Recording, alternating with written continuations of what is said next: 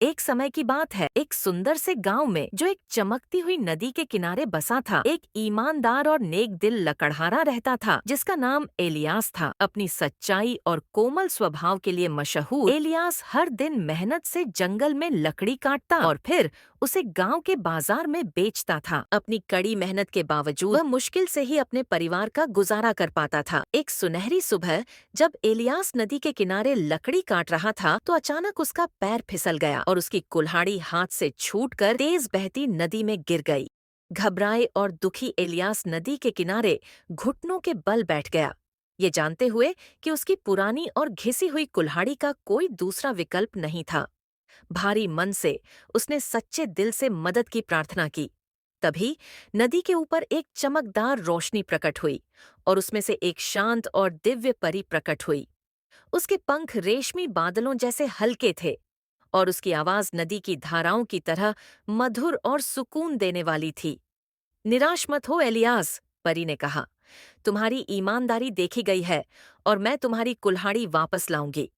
अपनी कोमलता से परी ने पानी पर हाथ लहराया और गहराइयों से एक चमचमाती सोने की कुल्हाड़ी उभर आई। क्या यह तुम्हारी कुल्हाड़ी है? परी ने पूछा। उसकी आंखों में ज्ञान और करुणा झलक रही थी। इलियास ने उस सुंदर कुल्हाड़ी को देखा, लेकिन सिर हिला दिया। नहीं देवपरी, यह मेरी कुल्हाड़ी नहीं है। उसकी आवाज सच्चाई से भरी हुई थी। परी मुस्कुराई और उसने फिर से अपना हाथ लहराया, जिससे एक चमचमाती चांदी की कुल्हाड़ी प्रकट हुई। और यह वाली, क्या यह तुम्हारी कुल्हाड़ी हो सकती है? एलियास ने उस जगमगाते औजार की ओर देखा। उसकी चमक से वह एक पल के लिए मोहित हो गया।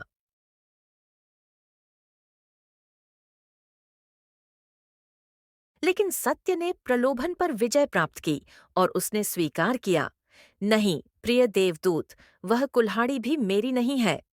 देवदूत ने उसकी ईमानदारी की शक्ति को स्वीकार करते हुए स्वीकृति में सिर हिलाया। अंत में उसने तीसरी बार अपना हाथ ऊपर उठाया और गहराई से एलियास की सामान्य लोहे की कुल्हाड़ी निकली। हाँ, यह मेरी कुल्हाड़ी है, एलियास ने कृतज्ञता से कहा। उसका चेहरा खुशी से चमक उठा। उसकी ईमानदारी से खुश होकर देवदूत ने न केवल उसे उसकी अपनी कुल्हाड़ी भेंट की, बल्कि सोने और चांदी की कुल्हाड़ियां भी भेंट की। तुम्हारी ईमानदारी के इनाम के तौर पर, उसने समझाया। इन बातों को याद दिलाते रहें कि ईमानदारी सबसे अच्छा गुण है। उस दिन से इलियास की जिंदगी बेहतर के लिए बदल गई।